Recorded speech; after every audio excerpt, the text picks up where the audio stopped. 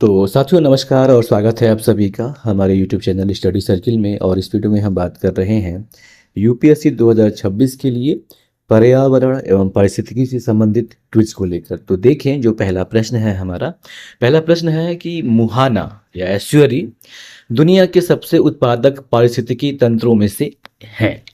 इसका संभावित कारण क्या हो सकता है? कथन एक है कि कुछ मुहाने मीठे पानी और खारे समुद्री जल का एक पारिस्थितिकी तंत्र बनाते हैं।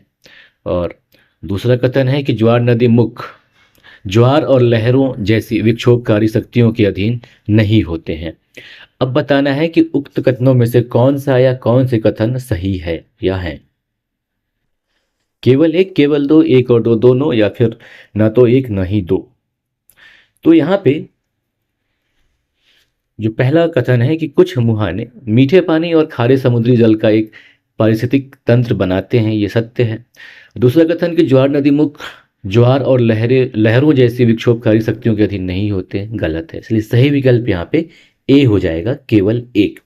मुहाना की बात करें या एस्चुअरी की अगर हम बात करें, तो जो मुहाने होते हैं असल में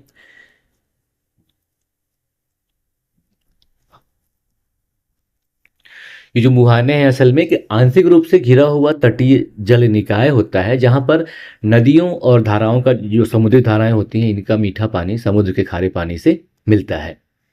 और जो मुहाना और उसके आसपास की भूमि है, ये भूमि से समुद्र में संक्रमण के स्थान कहे जाते हैं, है ना।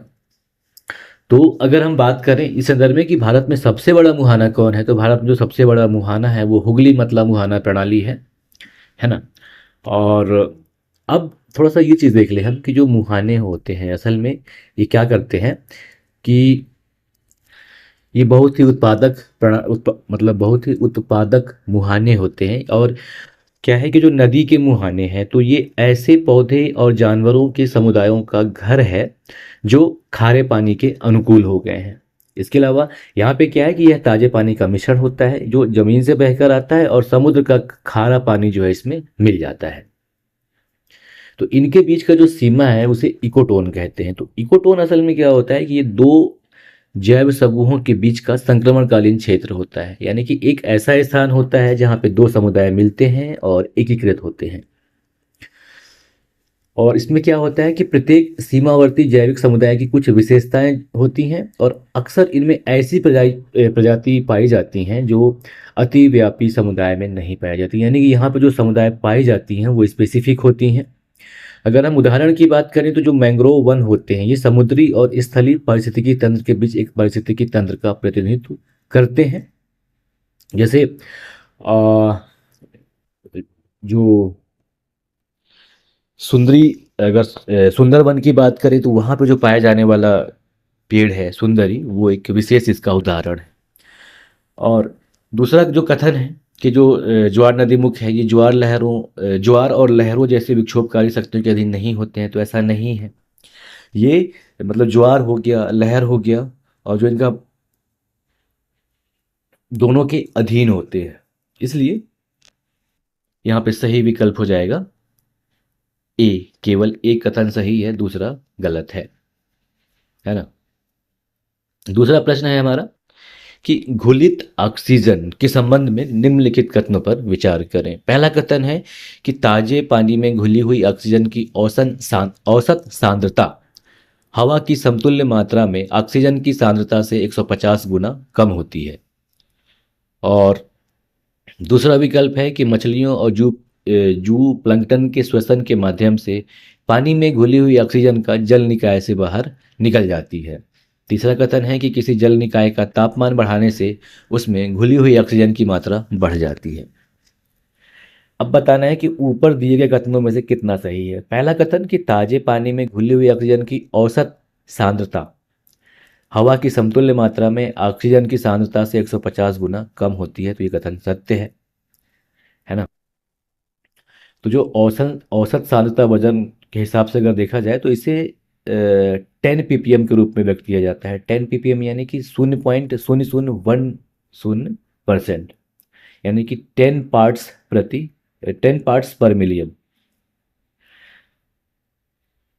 और ये क्या है कि हवा की जो मतलब यानी कि ऑक्सीजन जब जल में घुला हो तो वह हवा की समतुल्य मात्रा में ऑक्सीजन की सांद्रता से 150 गुना कम होता है। तो पहला कथन जो है ये सत्य है। और दूसरे कथन की बात करें कि मछलियों और जूम प्लैंक्टन के श्वसन के माध्यम से पानी में घुली हुई ऑक्सीजन जल निकाय से बाहर निकल जाती है, तो ये सत्य है। और तीसरा कथन कि किसी जल निकाय का तापमान बढ़ाने से उसमें घुली हुई ऑक्सीजन की मात्रा बढ़ जाती है, तो ये गलत है, ऐसा नहीं है ना। तो यहाँ पे सही विकल्प हो जाएगा बी, यानी कि केवल दो कथन सही है, पहला और दूसरा, है ना। अब देखेंगे प्रश्न नंबर 3 है कि पारिस्थितिकी तंत्र में खाद्य श्रृंखला के संबंध में निम्नलिखित कथनों पर विचार करें। थोड़ी सी खाद्य श्रृंखला की बात करें या फूड चेन की बात करें तो ये क्या है, खाद्य श्रृंखला जो है ये ऊर्जा और पोषक तत्वों का प्राकृतिक प्रवाह होता है, जिसमें क्या है कि एक जीव दूसरे जीव को खाता है और यह प्रक्रिया उत्पादकों से शुरू होकर उपभोक्ताओं एवं अंत में जो अपघटक होते हैं वहां तक जाके समाप्त हो जाता है। इसके बाद इसके बाद यह प्रक्रिया है निरंतर चलता रहता है। तो खाद्य श्रृंखला में घटक होते हैं उत्पादक और उपभोक्ता और अपघटक। उत्पादक जो कि प्राथमिक उत्पादक होते हैं, जो पेड़ पौधे हो गए, ये उत्पादक हो गए। उपभोक्ता की बात करें तो ये 3 प्रकार के होते हैं, प्राथमिक, द्वितीयक और तृतीयक। तो जो प्राथमिक उपभोक्ता होते हैं ये शाकाहारी, पेड़ पौधों को खाने वाले शाकाहारी जीव होते हैं। और द्वितीयक उपभोक्ता की बात करें तो द्वितीयक उपभोक्ता ऐसे जीव होते हैं जो मांसाहारी या सर्वाहारी जीव होते हैं, जो प्राथमिक उपभोक्ता को खाते हैं। जैसे टिड्डा को मेढक खा गया तो मेढक हो गया, इसके अलावा मेढक को सांप खा गया तो मेढक भी द्वितीयक उपभोक्ता के उदाहरण में आता है। और तृतीयक उपभोक्ता की बात करें तो जो द्वितीयक उपभोक्ता को खाते हैं उन्हें तृतीयक उपभोक्ता कहा जाता है, जैसे बाज जो सांप को खा जाता है। और तो ये तो हो गया खाद्य श्रृंखला की बात। अब इसमें बताना है आपको कि जलीय पारिस्थितिकी तंत्र में सड़े गले पदार्थों की खाद्य श्रृंखला की तुलना में चरने वाली खाद्य श्रृंखला के माध्यम से अधिक ऊर्जा प्रवाहित होती है। दूसरा कि स्थलीय पारिस्थितिकी तंत्र में ऊर्जा का एक बड़ा हिस्सा चराई खाद्य श्रृंखला की तुलना में सड़े गले पदार्थों की खाद्य श्रृंखला के माध्यम से प्रवाहित होता है। तीसरा कथन कि विभिन्न पोषण स्तरों के बीच ऊर्जा प्रवाह में केवल 10% ऊर्जा ही नष्ट होती है। तो यहाँ पे पहला और दूसरा कथन सत्य है, तीसरा कथन असत्य है, क्योंकि जो पोषण स्तरों के बीच जो ऊर्जा प्रवाह होता है इसमें 90% ऊर्जा नष्ट होता है, सिर्फ 10% ऊर्जा बचता है। चलिए यहाँ पे सही विकल्प बी हो जाएगा। केवल दो कथन सही हैं, 1 और 2, इसलिए सही विकल्प बी हो जाएगा।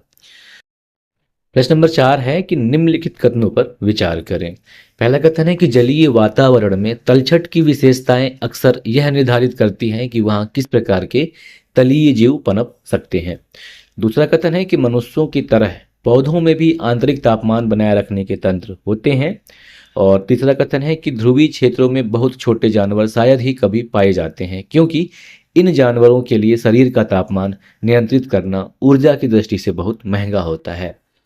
अब बताना है कि इनमें से कितने कथन गलत हैं, केवल 1, केवल 2, तीनों या फिर कोई नहीं। तो पहला कथन देखें कि जलीय वातावरण में तलछट की विशेषताएं अक्सर यह निर्धारित करती हैं कि वहां किस प्रकार के तलीय जीव पनप सकते हैं, बिल्कुल सत्य है। तो पहला कथन तो सही है। दूसरे कथन कि मनुष्यों की तरह पौधों में भी आंतरिक तापमान बनाए रखने के तंत्र होते हैं, ऐसा नहीं है, क्योंकि जो हम हैं मतलब जो मनुष्य हैं या जो स्तनधारी है इसमें क्या है कि अपने शरीर के तापमान को नियंत्रित करने के लिए जो क्रियाविधि है वो ऐसा है कि जैसे अब हमारे शरीर का जो तापमान है 37 डिग्री सेल्सियस पर स्थिर रखते हैं, और जब गर्मी में क्या है बाहर का तापमान हमारे शरीर के तापमान से ज़्यादा होता है तो पसीना आता है और हम अपना टेम्परेचर मेंटेन करते हैं। और जब सर्दी में जब तापमान है जो 37 डिग्री से कम होता है तो अब क्या करते हैं हम कपकपाने लगते हैं। तो कपकपी से क्या होता है, मतलब एक प्रकार का वो व्यायाम है जिससे गर्मी पैदा होती है और हमारे शरीर का तापमान बढ़ जाता है ना। और देखा जाए तो जो पौधे हैं इनमें आंतरिक तापमान को बनाए रखने के लिए ऐसा कोई भी व्यवस्था नहीं होता है, तो दूसरा कथन जो है गलत है। तीसरे कथन की बात करें कि ध्रुवीय क्षेत्रों में बहुत छोटे जानवर शायद ही कभी पाए जाते हैं, क्योंकि इन जानवरों के लिए शरीर का तापमान नियंत्रित करना ऊर्जा की दृष्टि से बहुत महंगा होता है। तो ये सत्य है, क्योंकि जो शरीर का तापमान नियंत्रित करना इनको ऊर्जा की दृष्टि से खर्चीला होता है, और ये बात स्पेशली छछूंदर और हमिंग बर्ड जैसे छोटे जानवरों पर विशेष रूप से लागू होती है। अब इसका रीज़न ये है कि जो ऊष्मा का नुकसान होता है या वृद्धि होता है, यह सतह के क्षेत्र पर निर्भर करता है। अब क्या है कि जो छोटे जानवर हैं उनका सतह क्षेत्र जो है उनके आयतन की तुलना में अधिक होता है, इसलिए ठंड के मौसम में वो शरीर की ऊष्मा जो है बहुत जल्दी से खो देते हैं। यही वजह है कि जो बहुत छोटे जानवर होते हैं ये ध्रुवीय क्षेत्रों में बहुत कम पाए जाते हैं, है ना? तो यहाँ पे कथन 3 भी सही है, तो सही विकल्प यहाँ पे हो जाएगा ए, केवल एक, यानी कि कथन 2 जो है वो गलत है। अब 5वां नंबर प्रश्न देखेंगे हमारा। 5वां नंबर प्रश्न है कि निम्नलिखित कथनों पर विचार करें। पहला कथन है कि प्रजाति समृद्धि किसी क्षेत्र में विभिन्न प्रजातियों के व्यक्तियों के सापेक्ष बहुतायात को दर्शाती है। दूसरा कथन है कि आनुवंशिक विविधता को विभिन्न जैविक समुदायों या पारिस्थितिकी तंत्र जैसे जंगलों, रेगिस्तानों, झीलों, प्रवाल भित्तियों आदि के विविधता के रूप में समझा जाता है। बताना है कि इनमें से कौन से गलत हैं। केवल एक, केवल दो, एक और दो दोनों, और विकल्प डी कि न तो एक न ही दो। तो बताना है कि इनमें से कौन सा गलत है। पहला कथन है कि प्रजाति समृद्धि किसी क्षेत्र में विभिन्न प्रजातियों के व्यक्तियों की सापेक्ष बहुतायात को दर्शाता है।